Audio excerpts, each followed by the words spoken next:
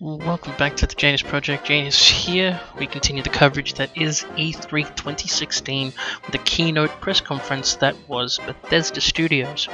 Now, Bethesda Studios is a company that is filled with great minds, great IPs, and great products. So I was actually looking forward to, of course, this conference. So we begin with a franchise that actually blindsided myself and a lot of others that were watching, which was Quake Champions. Though not much is known, I could not help but agree with initial reactions that Quake Champions could be something like Blizzard's Overwatch. Declared as an arena shooter, Bethesda did not outline any more information than the trailer that was shown. I hope that it isn't following the Overwatch formula, but it seems that FPSs are coming out a lot in this E3, but we'll be looking at that in other conferences. Now, next was the Elder Scrolls Legends, which seems to be a strategy card game that is going to be available for PC, Android, and Apple devices later this year, but though what was shown was merely just a rendered video, CG video, there was no gameplay at all.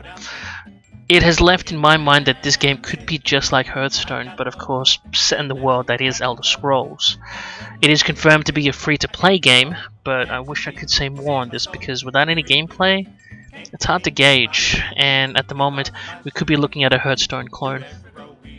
Now, of course, last year's biggest hit of Bethesda was Fallout 4, and this year there seems to be additional content to extend its playability.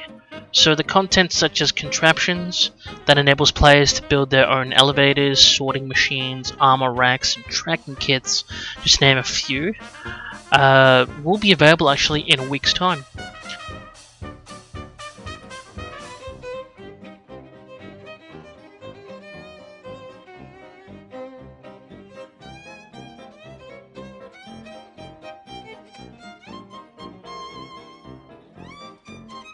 The most exciting add-on that I think is the building of your own vault, which of course you can house more people within and even experiment on those as well, and do very similar things like it was in Fallout Shelter.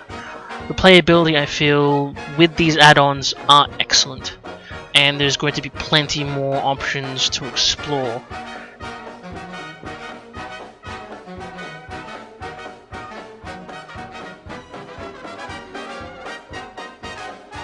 Now, speaking of Fallout Shelter, the new additional content where there could be new enemies, a new combat system, new characters will be implemented actually in July this year. So it's just next month. And that is just the tip of the iceberg. Bethesda confirms that Fallout Shelter will actually be available on PC at the same time as well.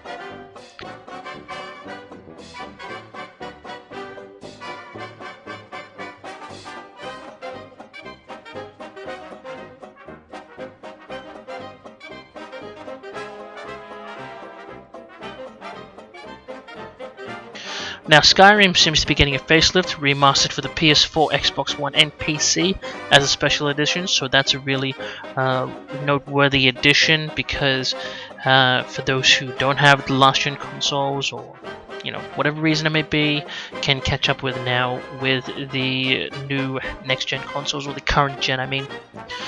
Now, Prey, a real gem that would come out of this conference. It's new, it's different with its reveal trailer, it looks really intriguing. Now, it begins with like a Groundhog effect where it feels like it could be a new Dead Space? I mean, that's unfair to compare. I mean, I wait with bated breath as so far, this is another game that I would really want. I mean, it stands out to me. And it looks amazing, and I'm curious as to who the enemies are and what there'll be further news of, because such an intriguing reveal.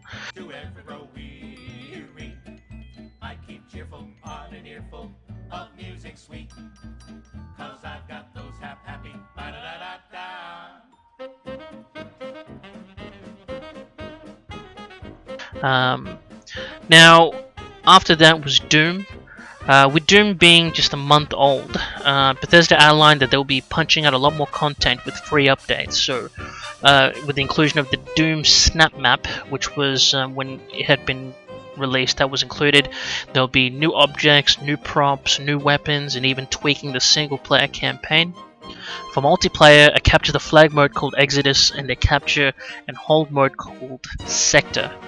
Now, even talking about with new free-for-all modes as well.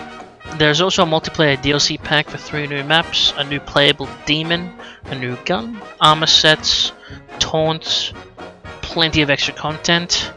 And as a nod to the shareware era back in the older days, consumers who are on the fence about purchasing Doom can download the first level for free, which I believe would be next week, and try the game before the buy.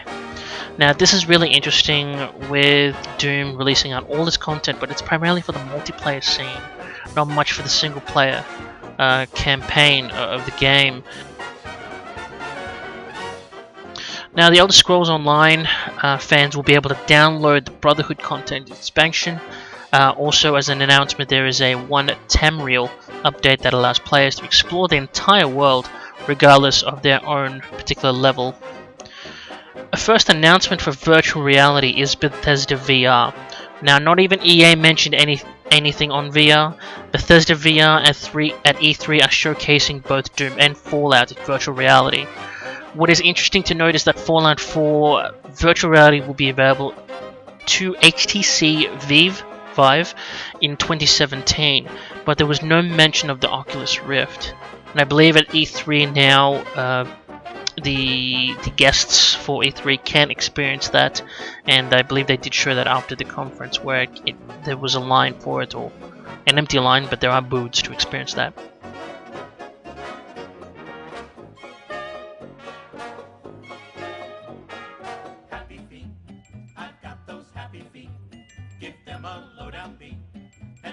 Finally, the game that everyone was waiting for was Dishonored 2.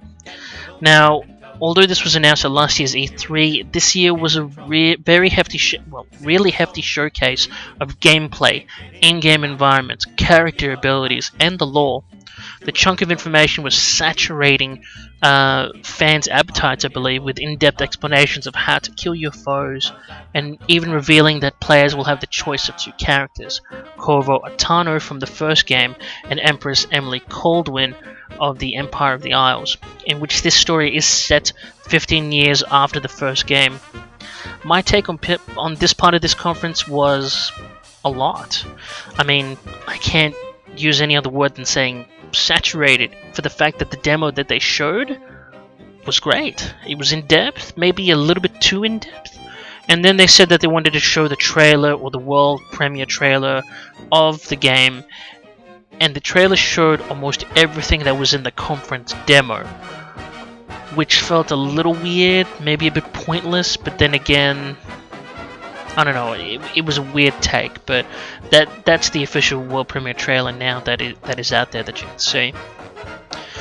So the first impressions for Bethesda Studios, the conference had a great chunk of content that they wanted to give with its current IPs. It was a good focus on software and the future successes, and even touching base on virtual reality. What I really liked is that most of what was shown was to be given in regards to the public dates of release, and dates of release that would be quite soon, not later in the distant future. This is really impressive, though I never mentioned it in the EA conference. There was no real date shown about their games and when they would be released, so that's another point that would be quite disappointing for EA's point of view. But for Bethesda's, this is actually quite the highlight, so I was really impressed by that. So they're offering quite a lot of things in a very significant time frame.